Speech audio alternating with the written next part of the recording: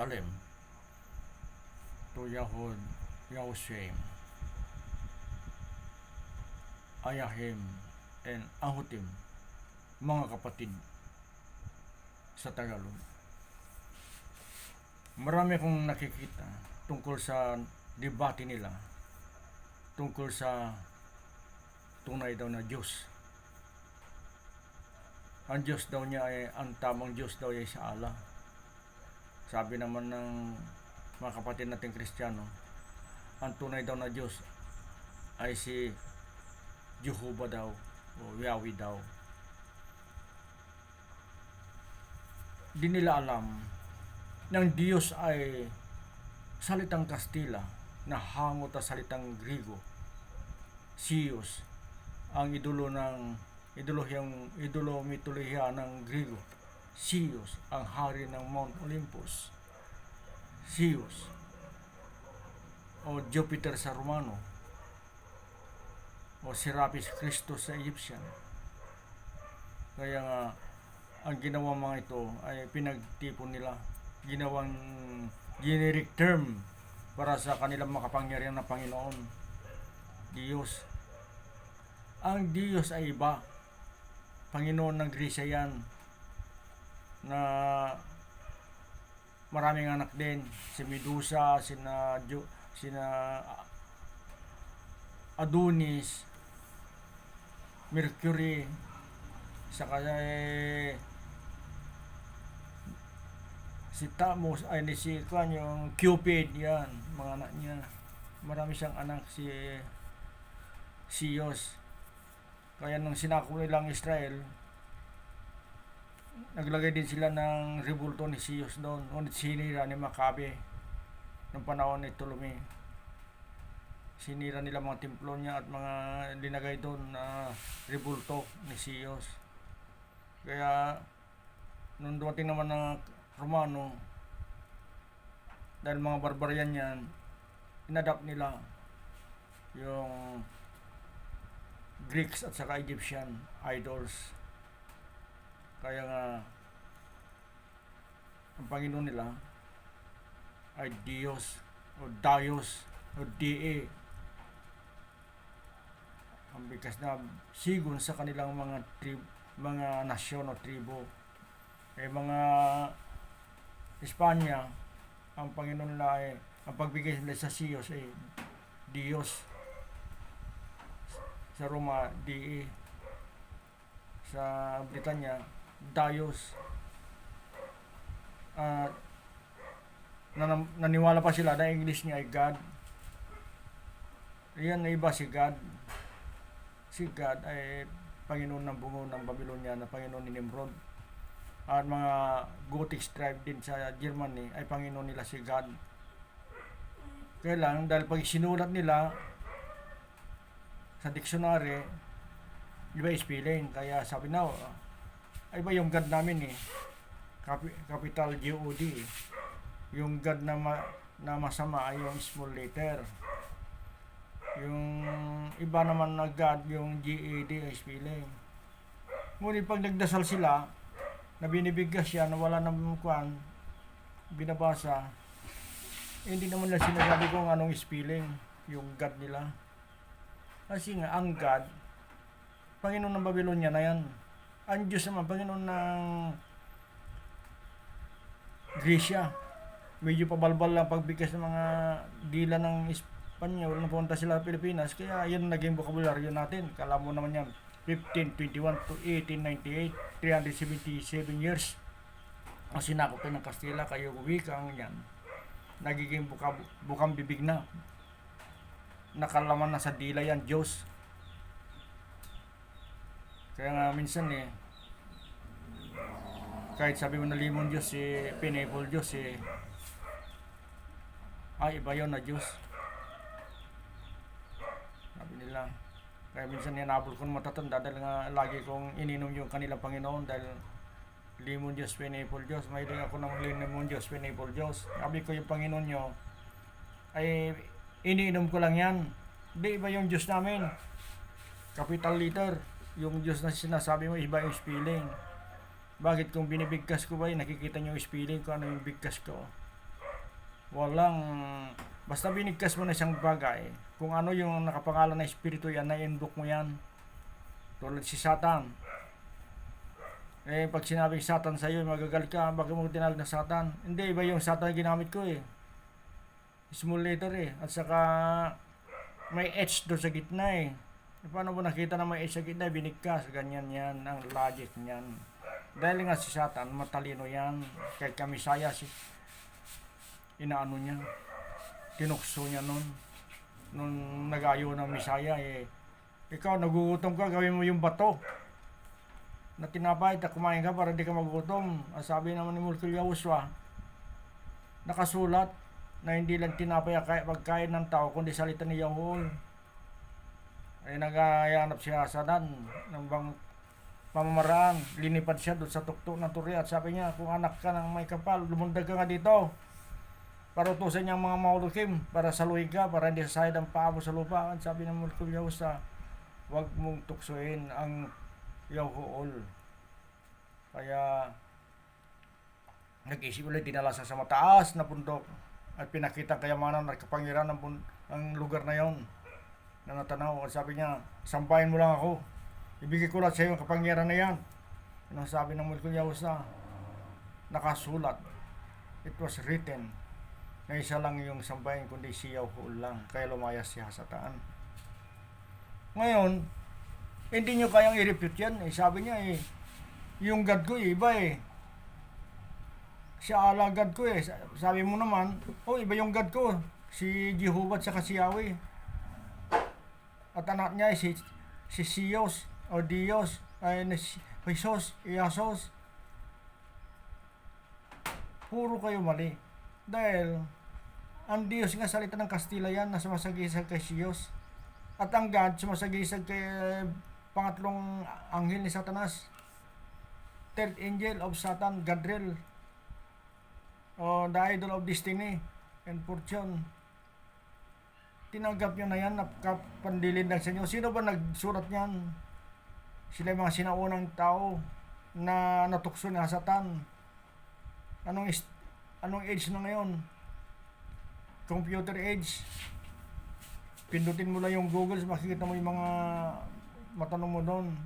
Dahil pinahintulutan ng Yahweh na magawa mga yan para ganon yung mga may wisdom, madali nilang mahanap ang katotohanan kung gusto mong hanapin ang katotohanan.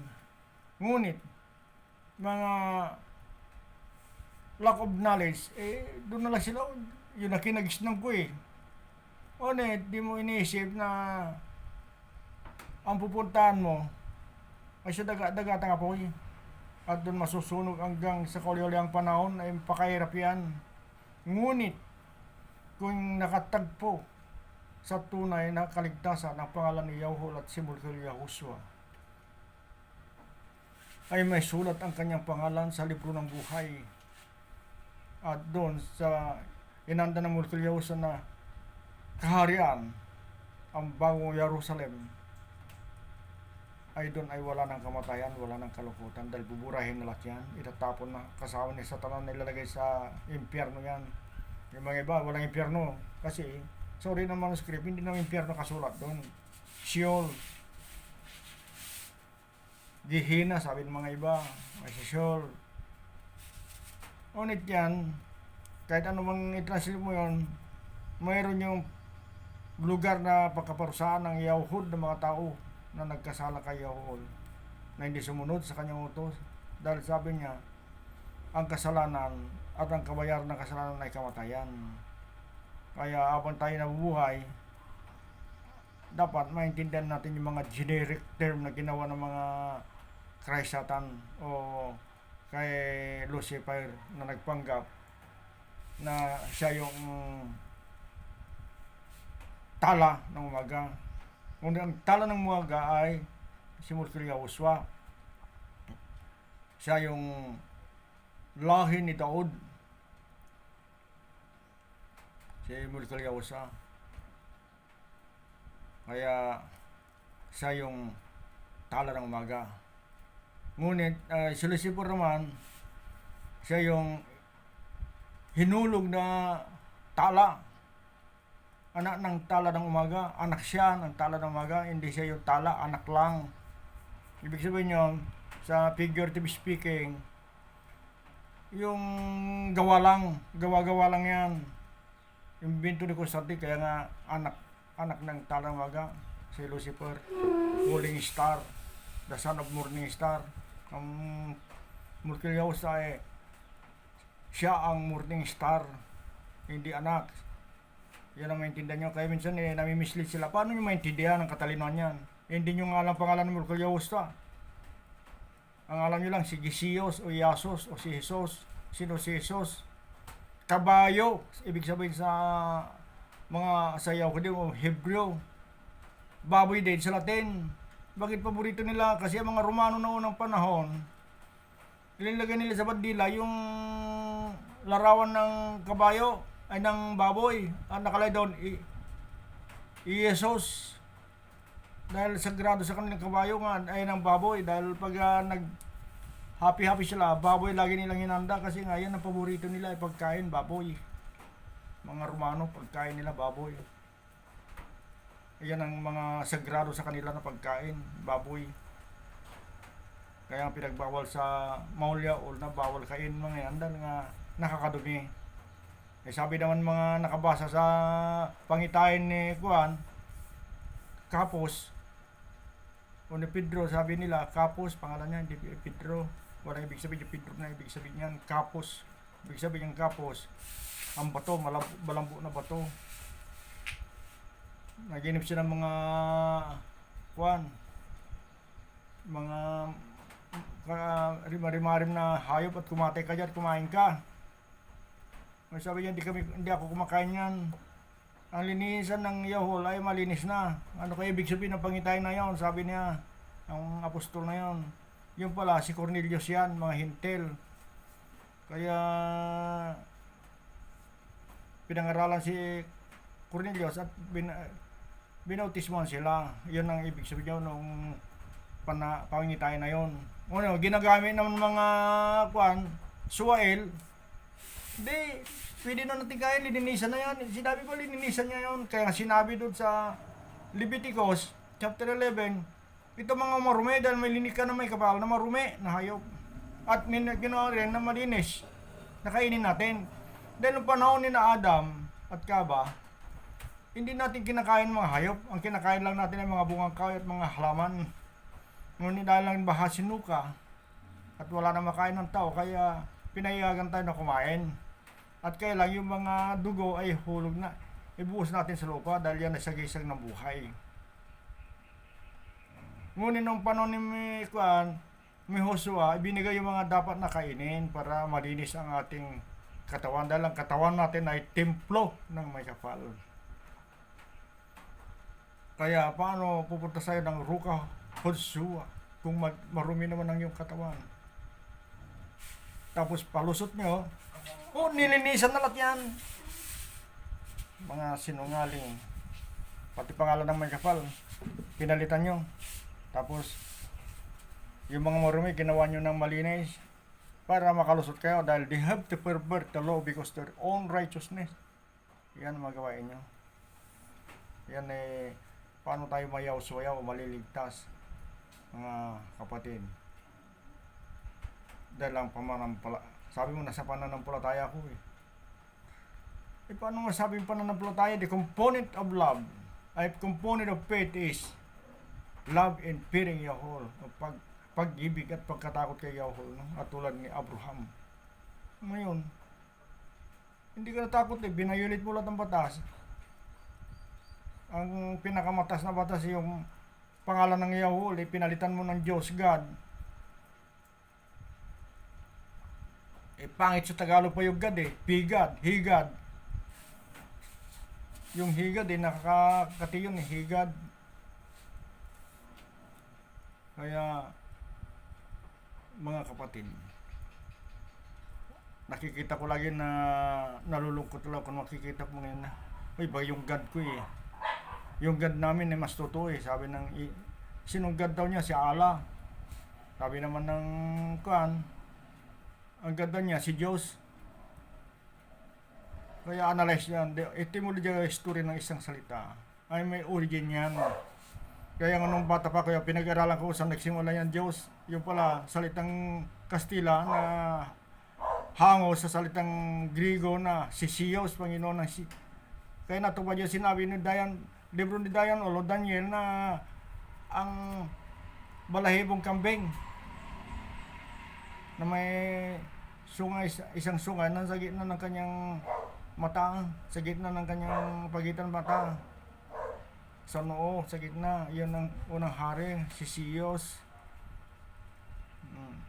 Tapos si Constantine, anak din ng lahing Grecian din yan. Tingnan nyo sa Google, siya rin nag-imbento ng Christianity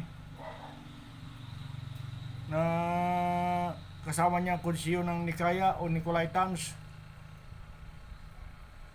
Sila yung Nicolaitans, nakalagay nga sa Kanutyalot o Revelation o Pahayag, nakasulat na yan sa chapter 2. Nakalagay dyan sa chapter 2, basahin nyo yung chapter 2.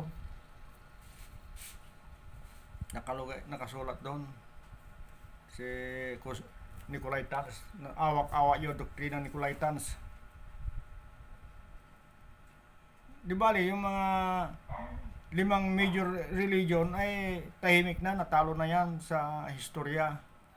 Nazaritism, Taoism, Shintoism, Buddhism. Ayan, ngunit ang sabi daw, di pang-anim na ulo ay manggugulo sa counting sandali. Yan ang Islam, kaya medyo magulo. Basahin nyo yan. Iba lang yung interpretation mo, iba dahil wala sa inyo ruka, hutsuwa, kukmaol. At ngunit ang pampito, overcome him. Ang pangpito yung ulo, o kapito yung Christianity, yun ang tatalo sa kanya. Ngunit, kahit man 7 sila o 8, sabi niya ay sila'y mapupunta lahat sa kapamakan. Kasi nga, ang kaligtasan ay kay Mulkil Yahuswa. Walang relihiyon ng Mulkil Yahuswa. Bakit ito magka-relihiyon eh? Kay Mulkil Yahuswa ka. Kung kay Mulkil Yahuswa ka, ikaw ay anak ni Yahuul. You are co-partaker o kuhir, kapwa tagapagmana, Mulkil Yahuswa, si Nanda. Bakit mo walang reliyon yung tagapagmano, anak? Ang may reliyon yan, no, grupo-grupo, yung mga banyaga o dayuhan sa kaharian ni Yahuol. Kaya nga sabi niya, kung ikaw isang pagano o hintil, dat mabautismuhan ka sa suwam o pangalan ni Mulkil Yahuswa and Yahuol, Daruka Hutsuwa o the Holy Spirit. At ikaw ay may dudugtong sa sanga na olibo, ng tunay na olibo. Doon ka may dudugtong. Hindi sabi niya idudugtong ka sa X-ray. Ano yung X-ray? Yung Christmas tree, yun ang X-ray. O sa oak tree, yun ala. Oak tree kasi sa Hebrew, ang oak tree ay ala, ang ibig sabihin niyan, oak tree o sumpa. Kaya mamili ka, 3 ang kahoy, ang olive tree at saka ang oak tree o Xmas tree o Christmas tree. Doon ka, mamili ka sa 3 pagdudugtuhan mo. Ngunit ang kaligtasan sa olive tree. Kasi nga, sumasagisag kay Yahuulhim kabuha, kaya nga natawag na Ulhim, Yahuul, olive tree. Kaya nga olive tree. Dahil ang sagisag niya ay the supreme tree. So, kaya pag naintindihan mo, pag mayroon kang kukma o katalinuhan, you can perceive the truth, you can understand the truth. Kahit anong kasinungalingan na Satan ay may kapangyarihan ka na i-refute. Dahil kung ano man ng kalasin natin dito sa mundo, ay kakalasin din sa Saulmayaw. Kung ano nating tatalian natin dito sa lupa o sa dama ay ganun din sa Ulmayaw. Tatalian din doon. Kaya iyan ang sinabi ni Mortilio Joshua. Kaya i-review natin sa Satan. Satan ay kayo kami ay ikaw ay sinasawatan namin na lumayos kay sa ulyanong buhay ng mga Yahushua rin. Inka na ang biyaws kay Ruka Yahushua ulusuam gaul murmurre pulmosyaw Yahushua miskay amnam amnam. Hallelujah hallelujah chabulya gabo ramayagan sa mulyaw dayaw amnam amnam.